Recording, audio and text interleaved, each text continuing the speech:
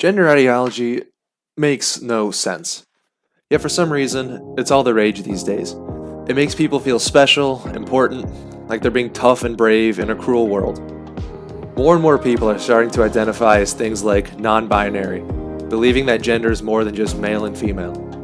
This growing group has been forcefully submitting people by threatening their livelihoods, leaving many to remain quiet out of a sense of self-preservation. When you look at this ideology critically, though, it soon starts to fall apart and become clear why it's gained a lot of the traction that it has. So today, I make the case against progressive gender ideology and why we should stand up to it rather than sit idly by. Many on either side try to claim that science agrees with them. This premise that science has the answers, however, is incorrect. And it's incorrect because the issue is not a scientific one. This is an issue revolving around the definition of the word gender. Words can mean whatever we as a society want them to mean, and the definitions of words often change throughout the course of history. This is no different for gender, as it has had multiple definitions and usages throughout the many centuries it has existed. For most of its existence, though, gender has meant the same thing as biological sex, denoting whether someone is a male or a female. By the mid-20th century, people like Simone De Beauvoir and Jean Monnet started to challenge the traditional definition of gender and conflate gender with gender roles, believing that your gender is something you learn rather than something you are born with. Under this definition, gender is tied to your personality and interests rather than how you were born. This leads people to say that gender is a spectrum and call themselves things like non-binary and use they-them pronouns. Are they objectively incorrect to call themselves this? Well, no. Not under their definition, at least. Once people begin to understand that this is the root of the problem and that appealing to science and arbitrary terms like common sense isn't how you convince people, then you can begin to have productive discussions about gender ideology. While people who use the progressive definition of gender may not be objectively wrong when they call themselves non-binary or say that gender is a spectrum, that doesn't mean this ideology is logically consistent or holds up to scrutiny. The best way to topple this house of cards is to ask Matt Walsh's infamous question. What is a woman? Can you tell me that?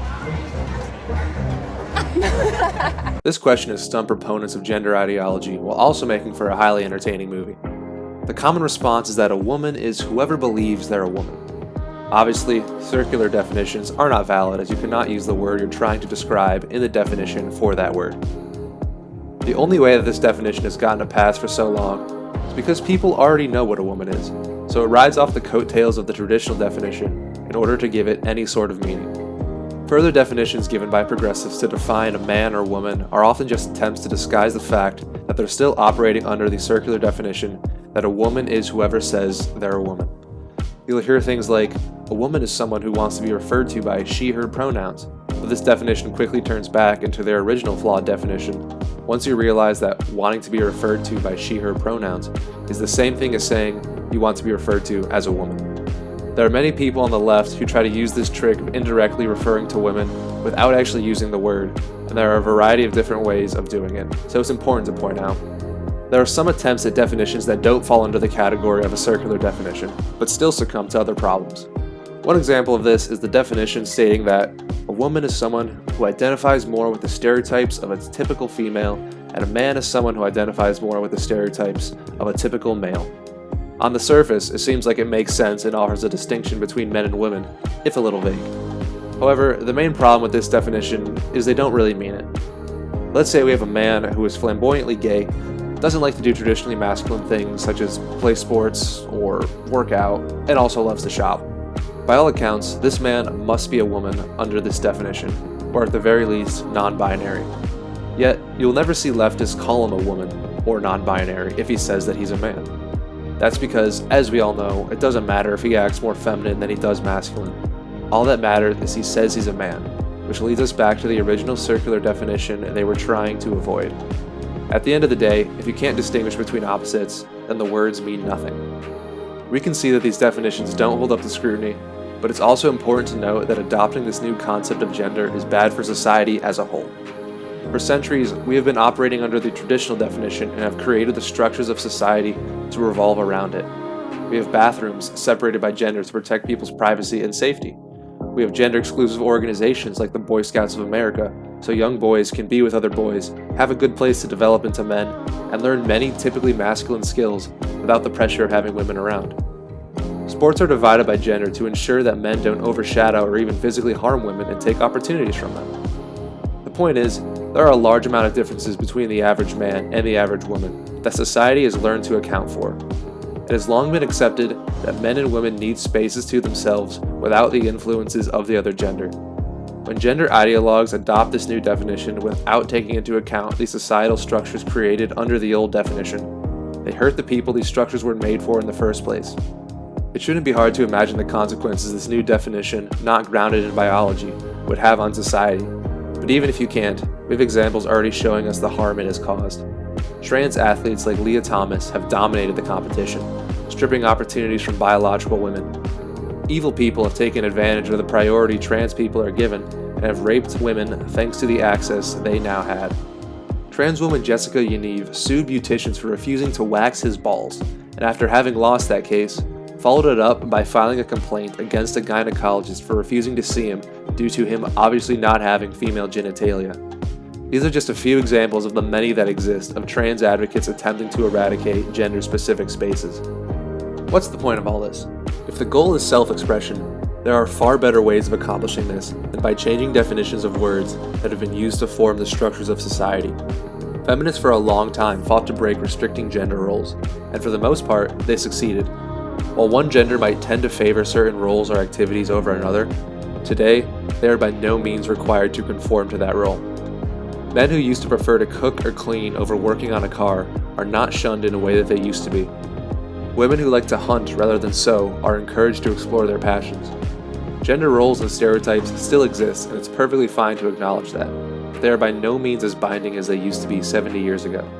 Yet for some reason, rather than accept being a girl or a boy who acts a little differently than other girls and boys, some people believe they get to change their gender and pronouns to something that, as we've already gone over, is nonsensical. Only a small minority of people will fit the exact stereotype of a man or a woman, and by choosing to become a different gender, rather than remain the one they are because they don't match up exactly with the stereotype, they are inadvertently reinforcing the strict gender roles that early feminists fought hard to get rid of. If self-expression isn't the issue, then what is? This might be a hard pill to swallow, but the reason for this is largely due to narcissism and a mental health crisis especially affecting young people. I don't want to take away from the real cases of gender dysphoria that exist that aren't due to narcissism, as they do exist, but many are not genuine cases of gender dysphoria, especially on the non-binary side of things. As countless authors have gone into, the reasoning behind subscribing to this ideology and changing your gender is to gain the approval and attention that so many young people today desperately want. The impacts of this mental health crisis have only been compounded due to the overreaching COVID-19 pandemic response, increasing thoughts of suicide for young people to around 25%. A recent study reported that 42% of Gen Z has been diagnosed with a mental health illness following the pandemic. While there are many reasons for the drastic decline in mental health, the result of it is young people needing to feel validated, special, and that they're brave to do this, but also victims of society at the same time. By addressing the symptoms and not the root causes, these mental health issues still persist and are only getting worse. It might feel like the nice thing to do in the moment, but the answer is not to indulge these people and enable their narcissism. By calling a singular person a they or a z, you are actively forwarding this ideology that we can all see doesn't hold up to scrutiny. You're rewarding them for their narcissistic behaviors, which only encourages them to continue being a narcissist. The answer is not to harass people, but to not let yourself be bullied into saying what you know isn't true.